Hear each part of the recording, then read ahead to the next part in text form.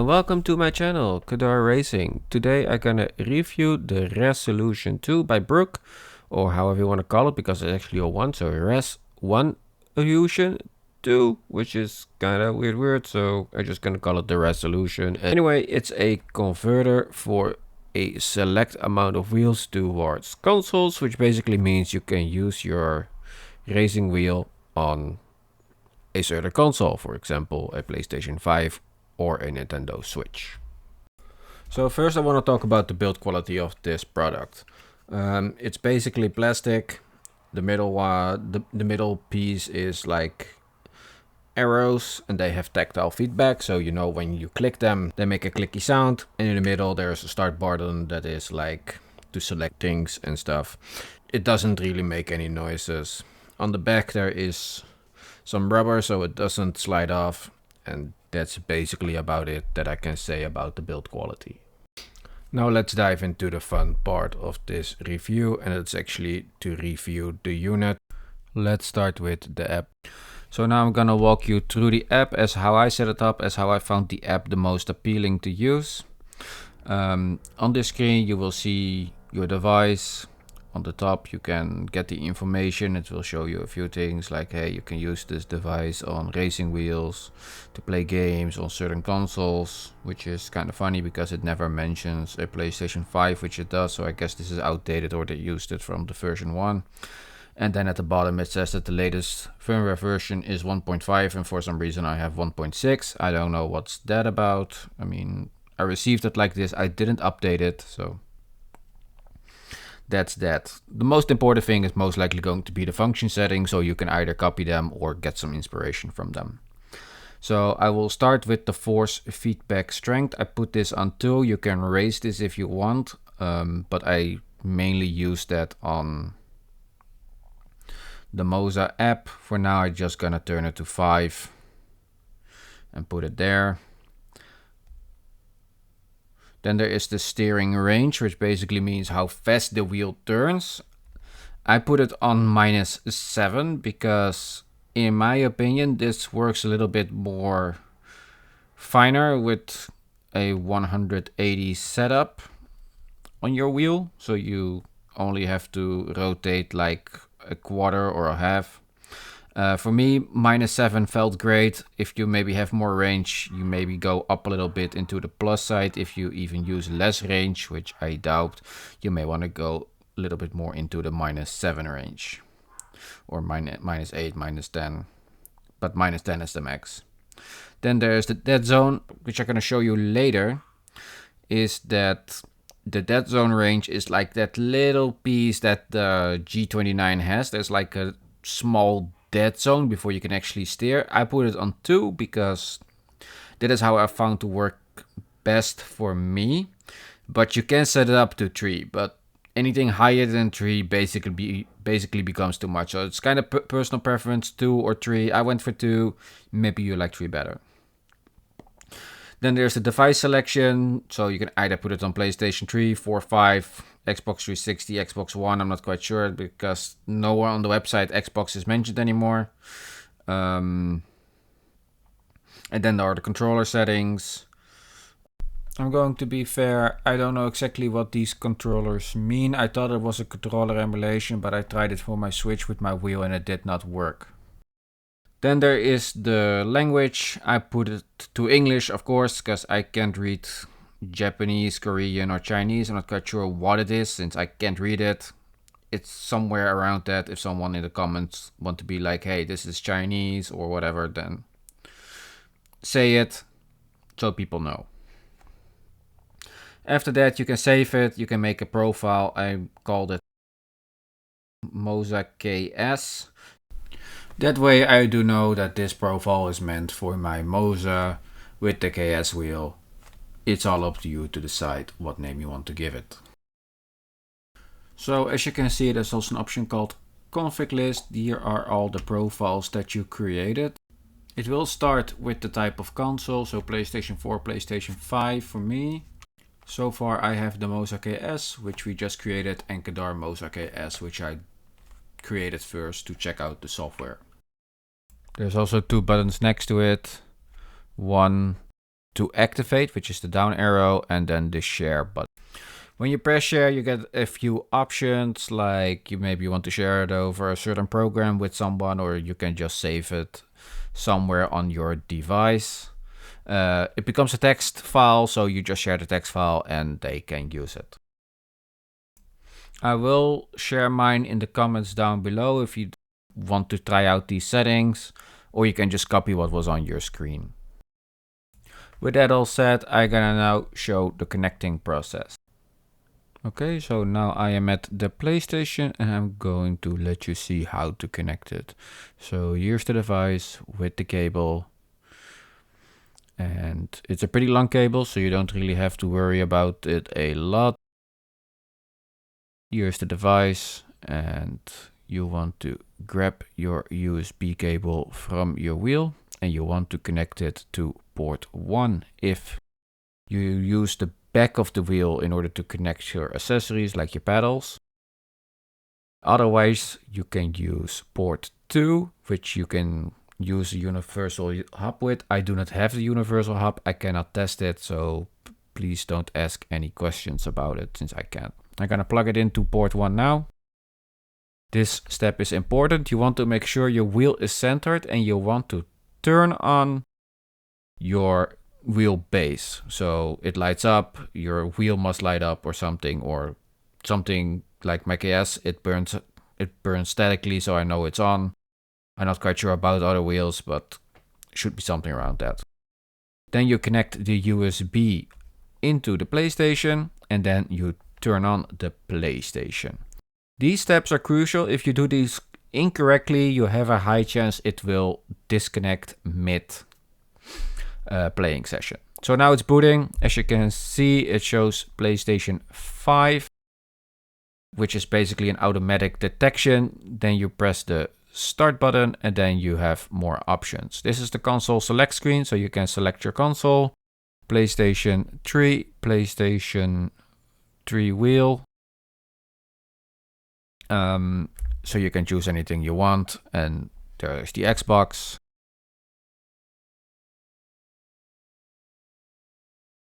The last one, the Nintendo Switch. We're first gonna test out the PlayStation 5, but I do want to check out the Nintendo Switch as well. Future Kadar here. I was not able to get the Switch working with my wheel setup, so we ain't reviewing that. So basically, as the same as the app, you have multiple selections over here. So you can set up the force feedback, the dead zone, etc, etc. You can select through the menu with the arrows, and you can also set it up on the device. So you do not have to use your phone, which we just saw. Here you can also set up the language, and depending on what you want to use.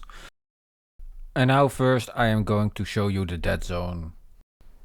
Okay, so now I am at my wheel. As you can see, I'm gonna show you how the dead zone looks like. The dead zone is basically the place where the wheel does not have force feedback. As you can see, I can move it to the right and I can move it a little bit to the left. This is where there is zero feedback. So it will rotate on the screen, but you have zero feedback of it. So that's the reason why you either set it to 2 or 3. The fact that it goes a little bit further to the right is the byproduct of not centering your wheel when you turn on the wheelbase. So that's how I figured out that you have to center the wheel as well. So this is kind of like a clip to demonstrate it. If you do it correctly, it should be better than as seen in the video right here. So now I'm gonna do a little racing session on screen. You will see how it works and how I drive with it. This is another way to show off like how good I can drive, because I can't. I even use a racing line. But enjoy the clip, and I hope this is useful for you to see.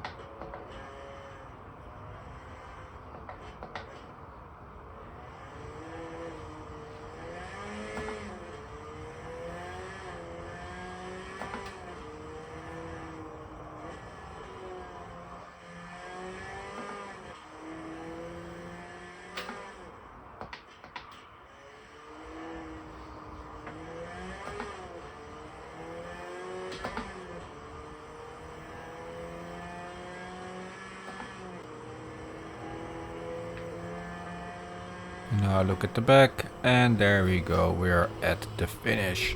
The reason why I let it record a little bit longer is because I wanted to show you that you can actually control the game with just your steering wheel. So by clicking the left thumbstick on my KS wheel, I can go to the next page. So I can operate the menus fully without having the use of a controller. You can still connect the controller and use it if that is your preference, but you do not have to. So as a claim states, it's lag-free gaming, and I'm going to show you that right now. So we're going to start the game, we're going to break, and now you can listen to it. This is the music. I'm going to press the gas now.